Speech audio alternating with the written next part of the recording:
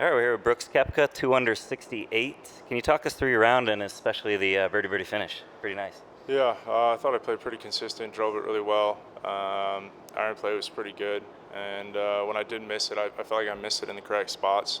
A couple good bunker shots. Yeah, I missed one little short one there on, what was it, 14 maybe. But other than that, I thought I played pretty solid. I'm very happy the way I finished, and hopefully leads into tomorrow. Can you just talk to the challenge of the golf course, and did the course change at all from your practice rounds to today? And it's the U.S. Open, it's going to firm up. It's still not as firm as a typical U.S. Open probably is, but I understand there was rain on Sunday night, so I get it, but it's going to have some heat to it this weekend, and it'll be a good test. Open up to questions on your right. Hey Brooks, congrats on a very impressive round. You know exactly what it takes to win this tournament. It's still very early days, I know, but how do you like where you are? Where you are right now? How are you feeling about your position? Yeah, I feel good. It's nice to put a good round together. It's been a while, and been working hard. Just got into some bad habits and bad swing positions, and we worked pretty hard last week. Pete Cowan and Jeff Pierce were on me pretty good, and then Pete got into me again on Monday in the bunker for about 45 minutes, and I just sat there, and he scolded me pretty well. Yeah, it's just a matter of executing what the feels first perception of where I've been. I think it's been so far off. It's on opposite sides, but now it's starting to click. Unfortunately, we're about halfway through the season, so that's not ideal, but we're learning. Over to the left, Luke. Hey Brooks. Yeah, Pete was saying that you've been working really hard, tuning up a few things in your move. I'm just wondering what specifically he's talking about there, and that you just referred to there too. Like, what specifically you work? You're just getting the club in a better spot. Yeah, like I said, my perception of where the golf club was and where it was,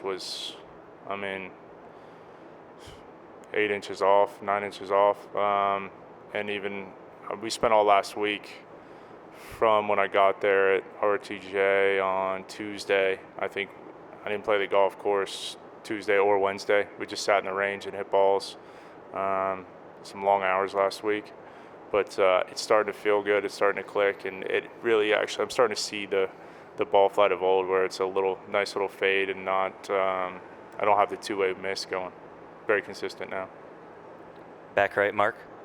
Brooks, did you feel like you were close and at Augusta and Quail Hollow? Was it just mechanical? Did you feel good physically and everything? PGA, I didn't feel good. Augusta, I felt good going in. I don't really know what happened. I do. The putter. I think I got felt like I was right there. I think I 3-putted on 12 from about 12 feet, and then missed a 2.5, 3-footer there, and kind of derailed the whole round. I had a putt on, I think, 16 to go 1 under at almost the halfway mark, and then just a weird little incident on 18. But it happens. It's golf. Just got to deal with it, move on, and trying to play the best I can for these next two. A few more questions, Brantley. Brooks, I think in the past you said you play like your best golf when you're almost kind of brain dead out there with no thoughts really going on up here other than just hitting the ball. Has that gotten easier or harder as you've gotten older? And then have you done anything different mentally in terms of training yourself for weeks like this? I don't train myself for weeks like this. I just feel that's what you do, all your prep, all your work. But yeah, what was the first part of the question? Just Sorry? about, is it tougher or easier as you get older to be almost like brain dead out there? I don't know. I just do what I do. I think it's different. It's hard to explain to somebody else how I feel or what my thought process is out there, but it's it's done me all right so far. Yeah, Josh on the right. Brooks, were you surprised to see 4 under leading? No, I definitely think it was gettable. I think if I don't miss the 3-footer, I'm at 3, and maybe put the ball in the fairway off 10, probably have a good chance to shoot 4. So and I thought I played pretty solid. So yeah, I mean, I definitely could see 4. Look, it's a hell of a round. 4 under in the U.S. Open's always pretty good. When you see scores like that, like specifically at a U.S. Open where it's harder to get birdies, does that change a mindset, or how do you at least maybe try to have that not change your mindset when that thought gets in? I'm more focused on what I'm doing, more focused on how to just keep plugging away and get through some holes, get through tough holes, and try to take advantage of the easy ones. Yeah, Brendan on the left. From the days when you would show up at a week like this feeling like the favorite to, you know, a week like this now, can you compare and contrast that? Like, do you show up feeling differently? Like, how much differently maybe do you feel than you did, say, 10 Don't years feel any different. I still feel the same. I'm still the same person.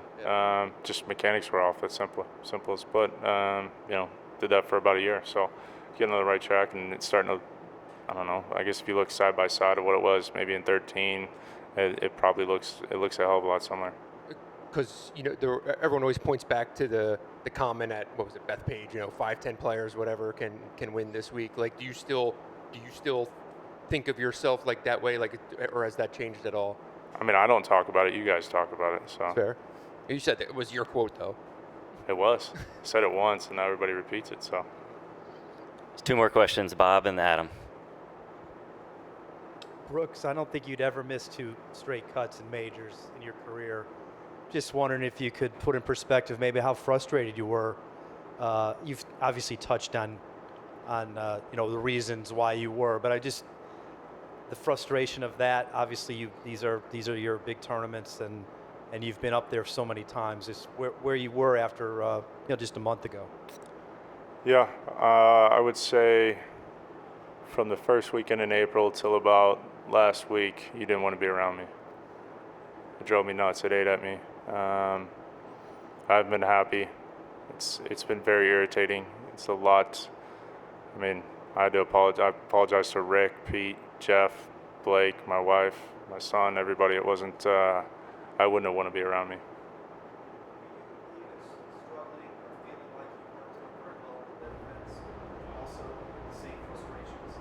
Yeah, of course. I mean, I wasn't consistent enough.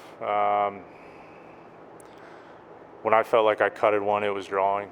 I felt like I blocked one and it would go straight. I just had no sense of reality of where things were. My perception was, like I said, it was so far off. But I haven't seen it on video today, but I would probably look that my swing looks quite similar to how it did in 13 or in years past. It's definitely trending in that direction.